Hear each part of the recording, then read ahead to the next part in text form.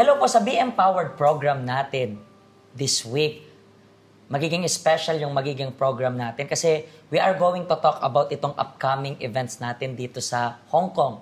Tinatawag natin itong Day of Power na kung saan magbibigayan tayo ng libreng blessed oil para sa inyo na pupunta. And para saan ba itong blessed oil na ito? Itong blessed oil na ito is para magamit mo yung pananampalataya mo para makita mo rin yung himala. At yung mga guests natin is na-experience yung kapangyarihan ng Diyos sa pamamagitan ng pananampalataya sa paggamit ng banal na langit. At isa, yung special guest natin for today. Ano pong pangalan ninyo? Emilia po, Pastor. Ma'am Emilia, gano'n na po katagal na nag-work abroad? 6 years po. 6 years. Dito lang sa Hong Kong o sa ibang Ibang bansa po, Pastor. So yung sang bansa bukod sa Hong Kong? Jordan, Qatar, dito po sa Hong Kong. Sa Jordan, Qatar, and then dito na. And madali bang mag-abroad or hindi? Based sa experience mo. Hindi po. Ano yung hindi mo malilimutang experience? Yung naging experience ko sa Jordan kasi iniwanan ko po yung anak ko ng 9 months. Tsaka 3 years old. So bata pa sila. So masakit yun bilang sa nanay. Pero dahil pag-uusapan natin ngayon yung itong upcoming event na alam mo na pinaghahandaan natin itong Day of Power sa November 2. Isa ka rin sa tumanggap ng anointing oil na ito. Diba? Pero paano mo ginamit yung faith mo sa pamamagitan ng oil rin? Ano ba yung nangyari? Anong naging problema? Anong naging issue before? Yung ate ko po kasi meron siyang sakit sa ovarian, tumor ovarian po. Tapos, nung sa blessed oil po ng event, ginamit ko po yung faith ko po na i-fasting ko po. Tapos, ina-anoint ko po yung chan ko din po. Tapos, yung picture niya. So, paano yung parang may sakit siya ng ovarian tumor? Opo. And gano'n yun katagal na tumagal? More than 1 year po. More than 1 year? Opo. Pero, paano yun? Sa umpisa, parang may masakit sa tiyan niya or... Before po, nandito na ako sa Hong Kong. Sakit na po yung tiyan niya. Yung maliit pa lang po. Tapos, hindi ko na po siya maano sa financial. So, ginamit ko po yung faith ko sa kasi blessed. parang nagsosupport ka. Opo. Nagsosupport ka that time. And then, ate mo ito o yung mas nakababatang kapatid mo? Ate ko po. So, yung ate mo, within 1 year, nagkaroon siya ng tumor. Pero, gaano kalaki yung naging tiyan niya? Sa umpisa, maliit lang? Maliit lang po. Yung more than 9 months po yung kalaki ng tiyan niya. Actually, meron po tayong picture dyan. We are showing to you yung picture. Ito siya dati, di ba? Opo. So, yung ganyan nakalaki, yung tiyan mo, yung tiyan niya, anong naisip mo? Malungkot po ako, Pastor, kasi sa kalagayan niya parang nahirapan po ako para sa kanya. Kasi pag ganyan yung malaki yung tiyan, parang isipin mo na rin na parang wala nang pag-asa, di ba? Parang hindi may iwasan na tumakbo sa isip na wala na kasi kung hindi mo na rin kayang magastusan. And then, pagdating sa gastos, kapag merong sakit, kapag merong karamdaman, mahal magpa-ospital sa Pilipinas. Kapag public naman, hindi naaasikaso ng maayos. So, yinakap mo yung faith mo. Opo. And dito mo natanggap sa Hong Kong itong blessed oil natin, di ba?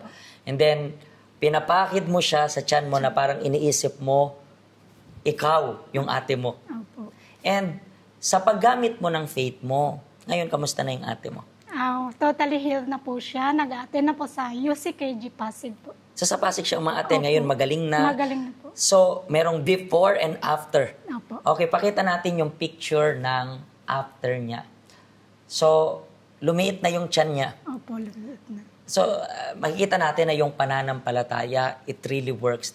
Makikita natin na kung aasa ka sa doktor, though we respect yung doktor, kung aasa tayo sa doktor, alam natin na hindi natin alam kung gagaling ba or hindi. Pero pagdating sa Diyos, laging garantisado yung healing. Make an invitation para sa mga kababayan nating Filipino dito sa abroad, dito especially sa Hong Kong, na merong sakit, merong problema. So make an invitation for them to attend sa ating Day of Power event. Iniimbita ko po lahat ng mga Filipino dito sa Hong Kong po, this coming event sa Holy Oil po. Makakatulong po sa inyo, sa mga family nyo po, It's a free po pag pumunta po kayo sa UCKG Health Center. So in the same way na tinanggap mo itong kapangyarihan ng Diyos, gusto rin natin na matanggap rin ng mga kababayan natin. Okay? So kayo rin po, kung kayo ay may sakit, para to sa inyo. Kung family member ninyo ay may sakit, para rin yun sa inyo. Masasabi ko na walang mawawala sa inyo kasi nga hindi naman kayo magbabayad. Libre lang. So just visit us. Actually, kung gusto nyo pong magpareserba ng holy oil, pwede nyo pong i-scan yung QR code na to. I-fill out nyo lang po yung form na yan and then automatically po i-reserve po namin kayo. And then sa November 2, Sunday po yan, pwede kayong mamili ng mga session, mga meetings namin and feel free na maka-attend upang tumanggap kayo ng oil. Siguro yung tanong ninyo, bakit hindi na lang ipadala sa amin dito? Kasi napansin nyo po ba na ginamit niya yung faith? Not only yung oil, kundi ginamit niya yung faith. So, inibigyan po kayo ng opportunity ng Diyos na magamit yung pananampalataya ninyo. Sa next episode po natin, magkakaroon pa ulit tayo ng special guest na kababayan rin nating Pilipino dito sa abroad.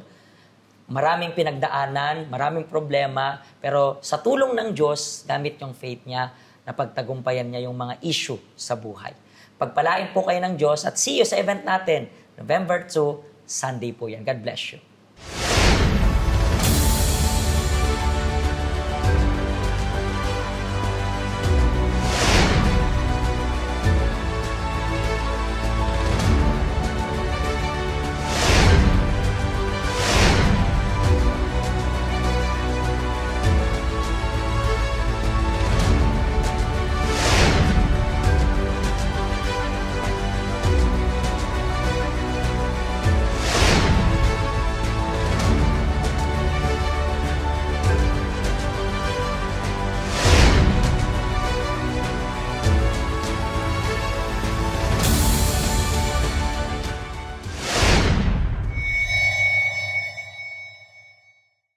Hello, ako po si Pastor Joshua dito po sa UCKG Health Center dito po sa Hong Kong. At yung mga napanood nyo pong testimony ay mga testimony ng mga OFW dito sa Hong Kong. Pero I believe makaka-relate rin naman kahit nasaan po kayong bansa. Basta OFW.